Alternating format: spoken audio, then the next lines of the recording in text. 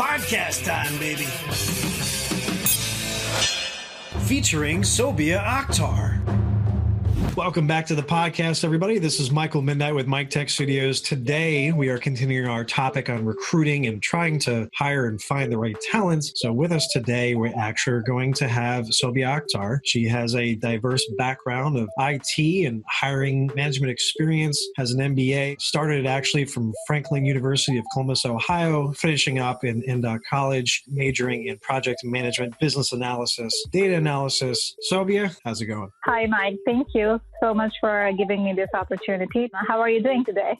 I know that right now in Boston, it's not the prettiest place to be in weather-wise, but, there is sunshine out the window right here. It's probably a balmy 75 degrees, but I can't really complain right now, Feel jealous of you right now.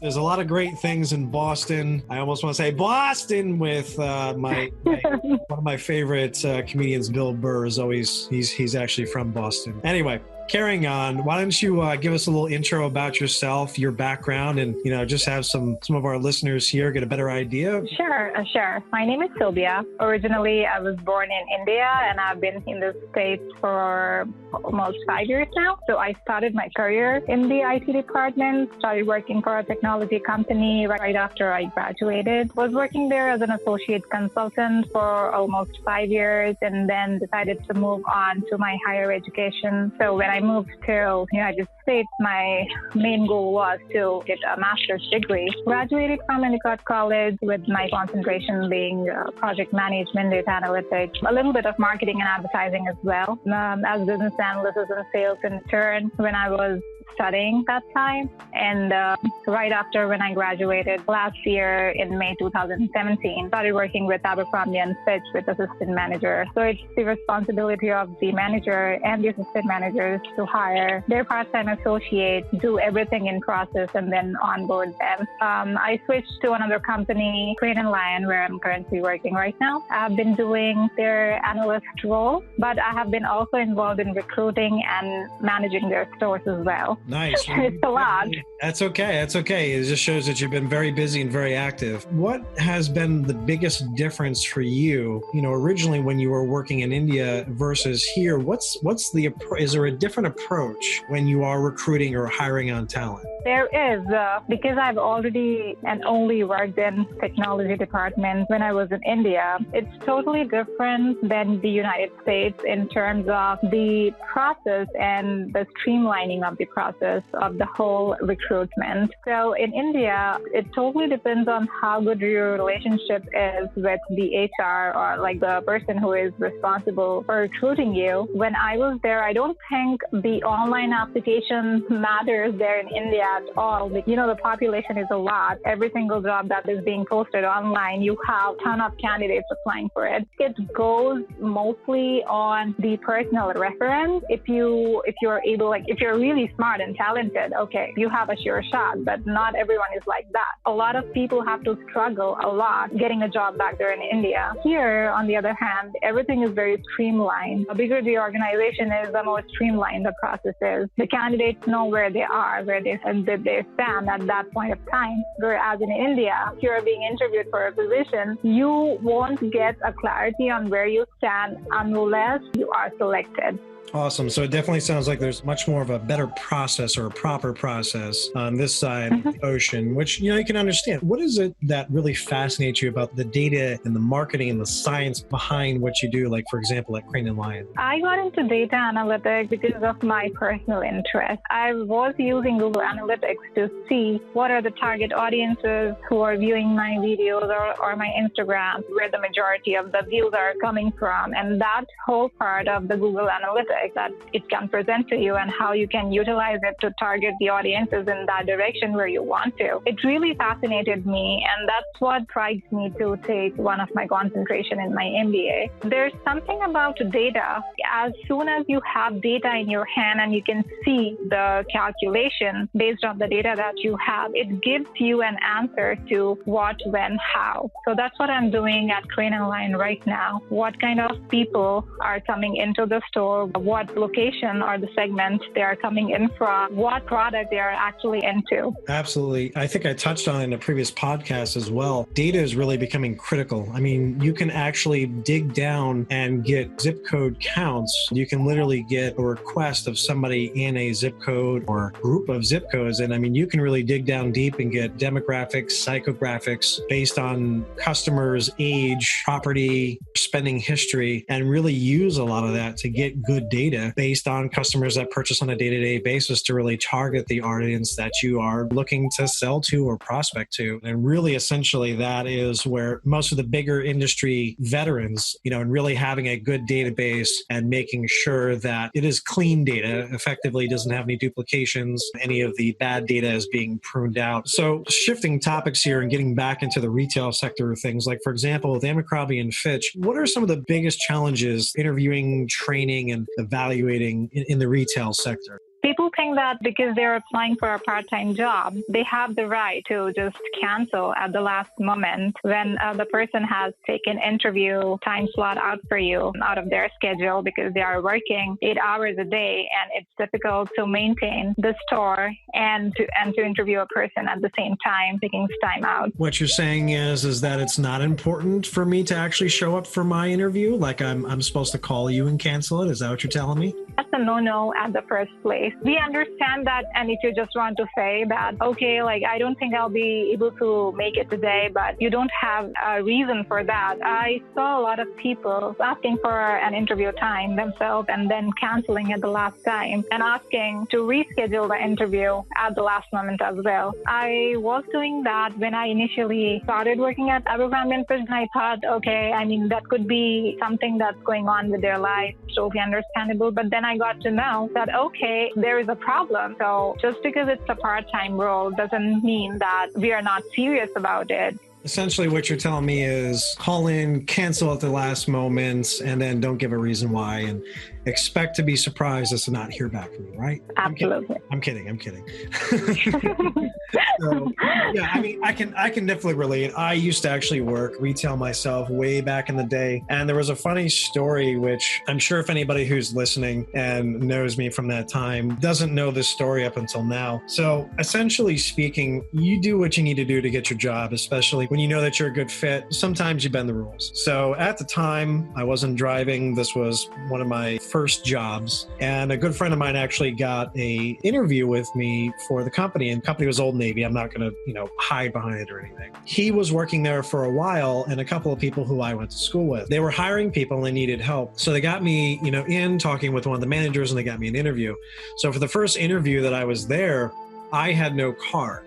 And to put this into perspective, it was an hour and 15-minute walk for me. So I worked at Old Navy after that for, 3 years. So it wasn't like it was impossible. So anybody that I hear, they don't want to walk across the street to go get something, I have no sympathy for you at all. It was an hour and 15-minute walk. So I said, you know what? I want to make sure that I'm prepared. I'm not sweaty.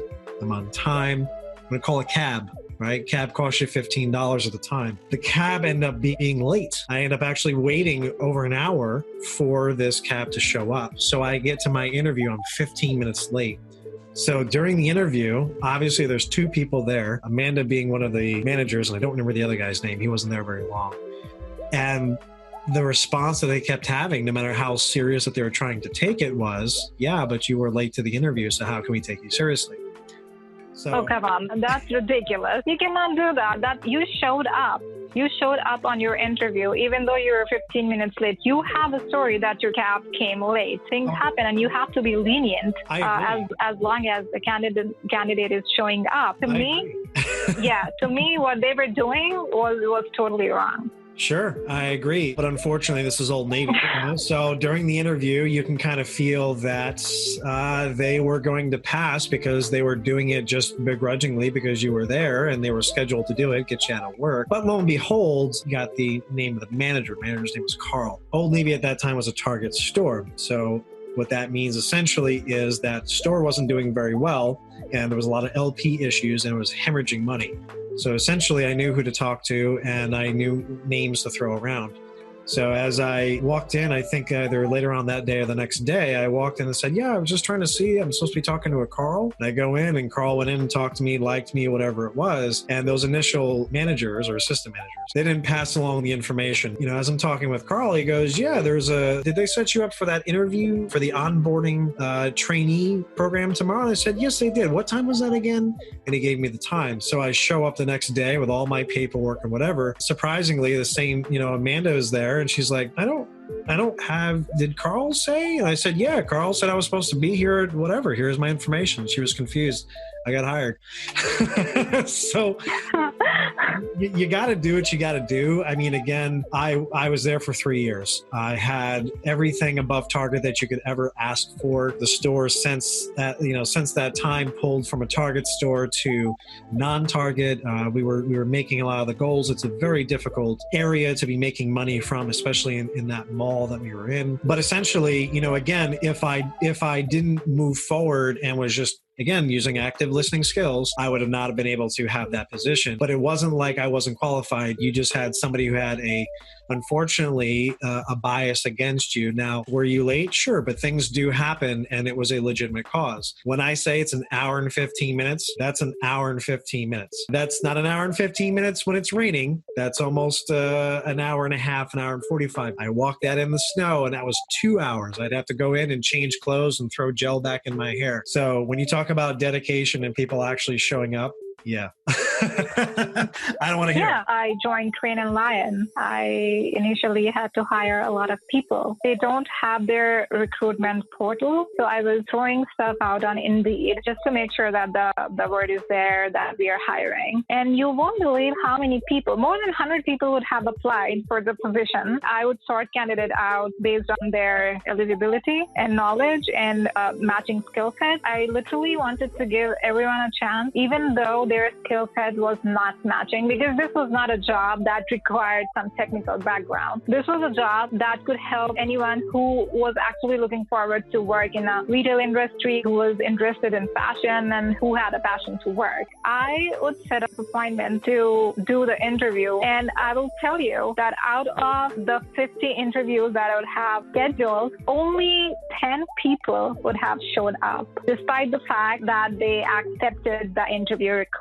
I would send them the time slot. If it didn't work for them, they would revert back to me that, hey, okay, 1 o'clock is not going to work for me. Can I do like 3 p.m.? And I would be fine with that. I would reschedule that. They decide not to show up without any text or without any email prior. So that was really disheartening. I remember working as a part-time associate myself. I was working at a hotel. I remember showing up. It was a part-time front desk agent role. I remember showing up 15 minutes ahead of the interview time. It was a very easy job. I used to take it so seriously that I have to be there before time so that the person who is working there before me can leave on time. So this is how we used to think, but I think that a lot of people don't think like that anymore. If I know that you're going to be, and it's all about first impressions, if I know that you're going to take me seriously as a company, I expect you to do some sort of research. I expect you to dress appropriately for the job that you're applying for. Not everything needs a suit and tie, but be presentable, shower, preferably with soap, and make it look like you're taking it seriously. So there was a post going on LinkedIn and somebody had this issue. The same thing that I am telling you, that people won't show up for the interview, what should be done? And I just commented on that, like it's a problem of the younger generation that they just don't take things seriously. I had a response on that comment more than the post itself had. People were so mad at me that I was dragging the younger generation in between when I myself was belonging to a younger generation as well. When I was growing up, the internet wasn't readily available on your phone. You literally have a device now that you can reach anybody that you want within reason at any time, day or night, and connect with them, whether it's for designing, collaboration, dating, business, trips. If you want to go and visit somewhere over in Australia, for example, you can actually FaceTime with somebody or video chat with somebody and see what it looks like over there. You can actually do all that literally. And this wasn't exactly a reality or possible to normal everyday people 10 years ago, especially to me. Yeah.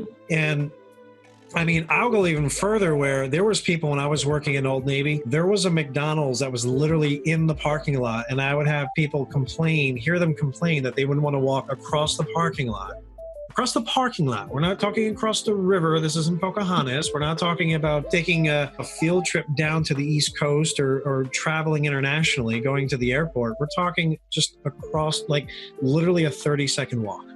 And they complained about doing that. So I have no sympathy for people whatsoever. You know, it doesn't matter what the generation is. If you're handicapped or something like that, sure, you know, then you have all validity. But no.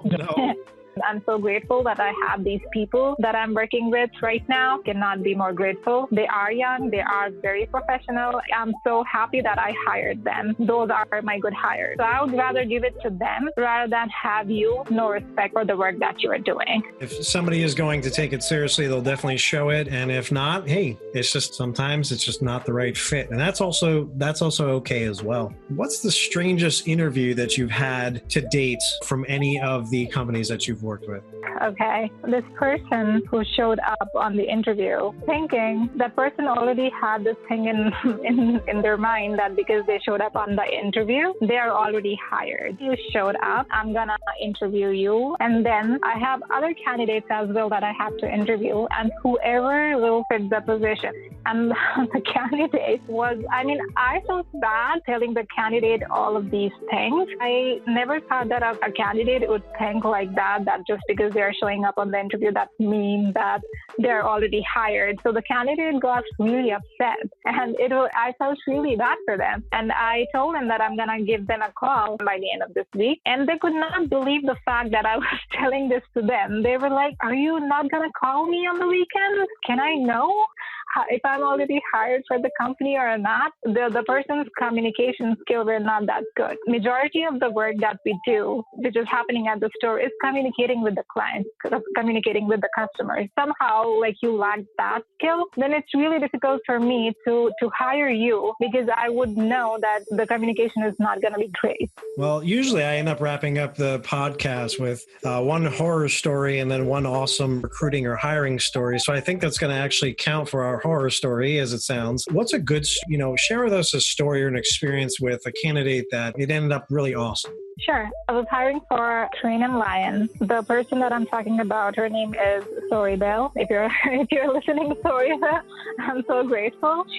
I think she is 19 right now. When I looked at her resume, she had really good experience. I called her in for an interview, and before her, all of the candidates were just not showing up for the interview. There was no intimation on that they're not going to show up at all. This candidate, being the manager, I had to reach out to her and tell her that her interview slot was not going to work out that time, and she's going to have to come some other day. She immediately responded. She was the one person who was responding to my emails right away. If you're going to work with a person, it's very important for the candidate to understand that how important the communication is. She understood it, and she responded to me, fine, I will take the interview whenever you have time. I scheduled her for the other day, and I was expecting that she's not going to show up, but she showed up before time. The interview went great. She had really good experience. She was a sweetheart. She had so much positive energy around her. When I told her that I'm going to call her by the end of the week to tell her whether or not she's getting hired or not, she told me that just the opportunity of her being there just to meet me was a very big thing for her. It really melted my heart. She had all the qualities. She had all the skill set that was required for the job. And on top of that, she was really soft-hearted and really down to earth. I really wanted to tell her that you were already hired, but I kept it to myself, and then I hired her. And she has been so far the best associate I've ever had. Though she is in her teenagers, she's gonna go really far because she is very professional. You can't get any better than that for a recommendation. Yeah. Sorry, Bella, if you're listening to this, use this in your resume. Tell them to reference this podcast and that Sobia is giving you a recommendation right here. You'll thank me later. Absolutely. That's awesome. I wish there were better ways of really giving recommendations and just letting people know that they're doing an awesome experience. I just thought about this on the spot while you were telling me this. If Sobia does listen to this, or if somebody can get into contact with her and have her listen to this podcast, if she can reach out and just reach out to me on social media or something like that with the hashtag awesome outcome. So AWESOMEOUTCOME, and just send it either go@MikeTech.tv or hit up Mike Tech Studios on Instagram or Facebook or Twitter. What I'll do is I'll actually send out a Mike Tech Studios mouse pad. That is so cute. It's just a really awesome thing to hear that, it's just a small token that we can do here. And, just to say, hey, keep on doing what you're doing. You're going to be doing great and awesome things. And you do have people that believe in and support you. So keep doing what you're doing, because it's definitely working out for you. I could not be more grateful and appreciative on the effort that you are taking to reach out to people like us and have our experiences noted down, because it really means a lot. And I'm really happy to be a part of it. Absolutely. I appreciate that. I mean, again, I do these because, again, I've been in the same, whenever I talk about something, I talk because I've been there. I also have these very same conversations and these very same issues that we talk about on these podcasts. So they are, in a sense, almost personal to me as well. But I also know that there are other people that could be benefiting from this that wouldn't necessarily have to walk an hour or 15 minutes to their job. But, also when you stand out, there's just been managers that I wish would have stepped up a little bit better in some of the work experiences that I've had and mentored me. And I probably maybe would have still been there with those companies. But you know what? Things work out for a reason. I'm sure Sobia definitely happy to have you as a manager, and she's happy where she is now. It's obviously a good fit. So it's the least we can do. Maybe she'll inspire somebody else. Who knows? That's how it works, right? Yeah, it surely does. Sobia can be found on LinkedIn. She's also very active on her Instagram account. You can follow her at Amazing Sobia. Sobia, appreciate you being on the episode with us. Pleasure is all mine. Thank you so much, Michael. Appreciate it. Have your own recruiter candidate story that you want to share with us? If you're listening on YouTube, comment below. If you're listening on iTunes, Google Play, SoundCloud, or your podcast app of choice, feel free to email your experience to go@miketech.tv. You can also find our full conversation of this episode on YouTube at youtube.com/Mike Tech Studios. That's MIKTEK Studios. Thanks for checking out this episode, and feel free to like, subscribe, and share our content. And until next time, this is Michael Midnight signing off. Thanks again for checking in.